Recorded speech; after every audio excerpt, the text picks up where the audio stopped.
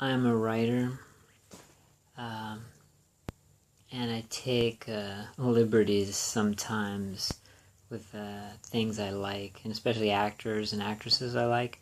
I've put Samuel Jackson in a lot of my projects in different ways, but one that I've probably done even more and more legally worrying is probably Ellen Page.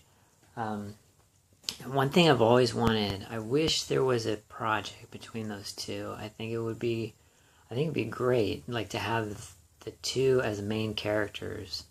Um, Strange enough, they are in divided by studio, but in the same, they are in the Marvel universe. I mean, Ellen plays Shadowcat, and Samuel Jackson plays Nick Fury, so it could be possible, but we're talking about Fox and Disney, best friends. But my idea for it would be, she's in rehab. She's had a lot of problems, drugs, maybe all sorts, like just some really bad stuff. And Samuel Jackson is working with her. At the same time, Samuel Jackson has problems too. He had problems with addiction to gambling.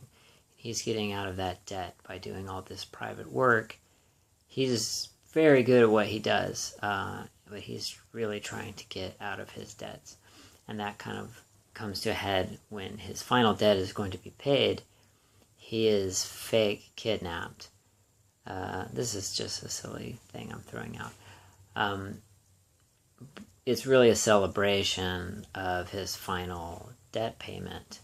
But Ellen, who's actually been in those bad worlds, comes to try to rescue him, ends up killing a few people, and gets killed herself, which throws him into a bad place where he has to do some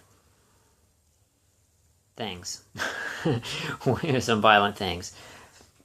That was an idea. I mean, it just came from, I don't know, I was listening to a Chemical Brothers song or something and thinking it would be neat that she has like kind of musical therapy with her. He's found ways to break in with her, and they have a really good connection. That was an idea. But that would be a problem because I have a Samuel Jackson collection, but I also have a tiny Ellen Page collection too. Now, some things, it's impossible to get something like much of a good release. Like, take James Gunn. Right before he did Guardians of the Galaxy, he gave us one of our most subversive and perverse superhero stories like ever.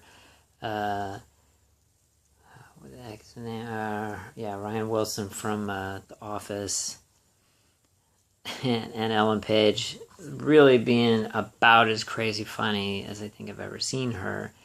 And that was the one worry when I wrote the story was it has a hint of this, where what really drives him over the edge is her death. Oops. Kevin Bacon is in that too. And actually, to connect, Kevin Bacon, death sentence is another reason I like that idea, is of the person who doesn't really have a chance in the violent world, but somehow succeeding just because of their sheer willpower and just, I guess, anger. If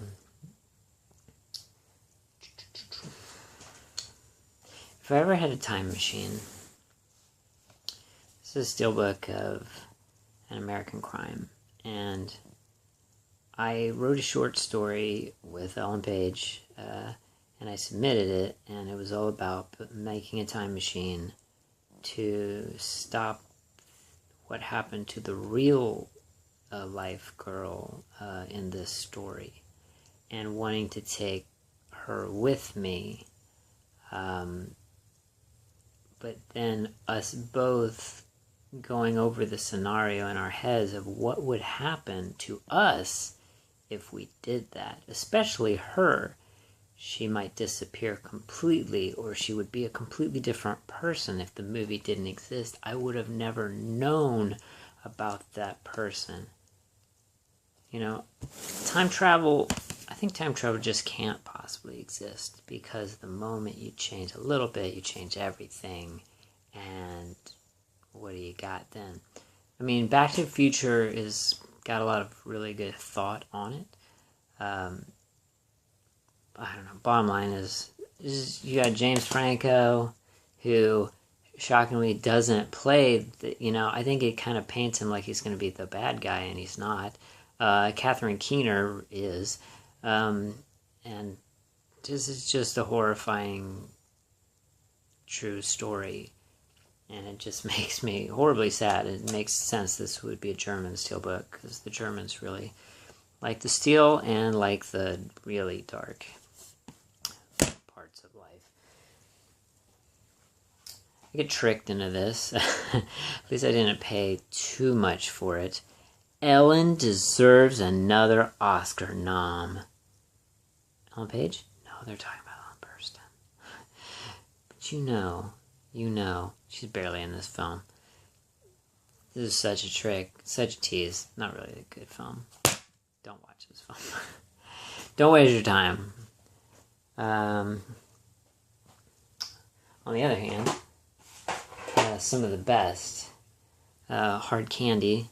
I love saying that the perfect double date, or the perfect first date, would be the double feature of Sallow and Hard Candy. You probably want to watch Hard Candy first, but that might just give it away what you're aiming towards. A very, very, very uncomfortable date, especially if she's young.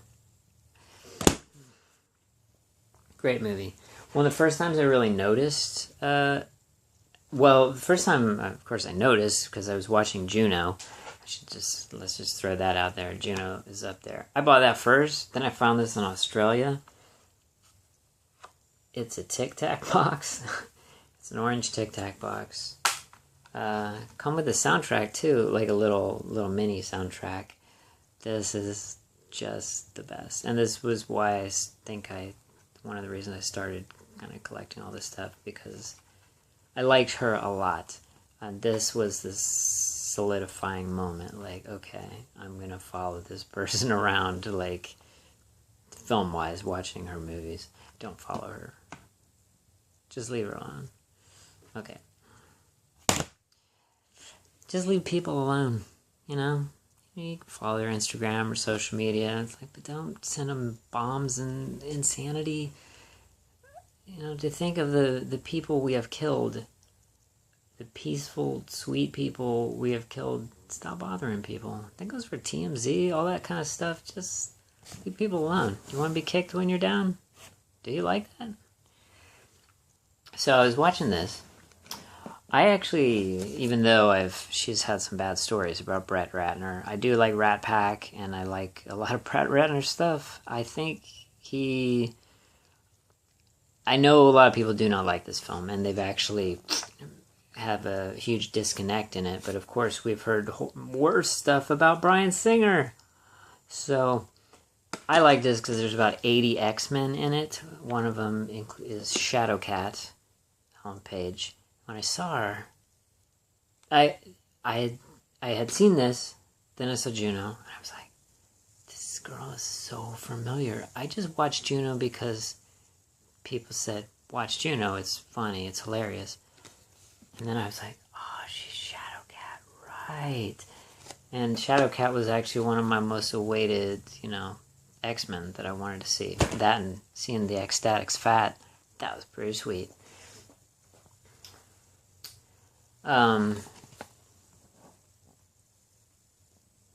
Bruce McDonald's The Tracy Fragments. Here's totally opposite side, an indie film, trying to just figure out what's going on. That's what some indie films do. Throw the chronological aspect out, go this way, or we need to go this way, and you're just trying to figure out what happened. Something's missing. It's quite good. You can also watch some of the old Canadian stuff, something about a ghost cat, whatever. And this is the last one.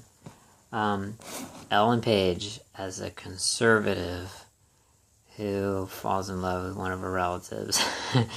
This is a great movie.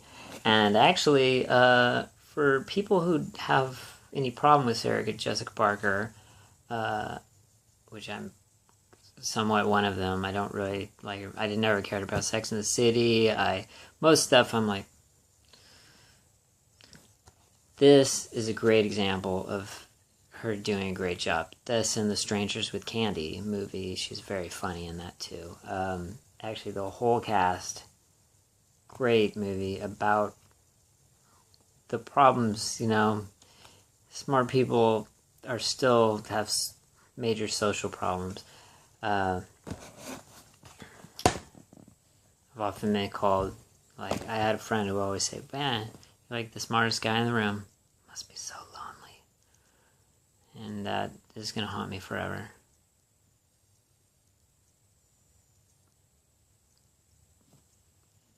Have a nice day.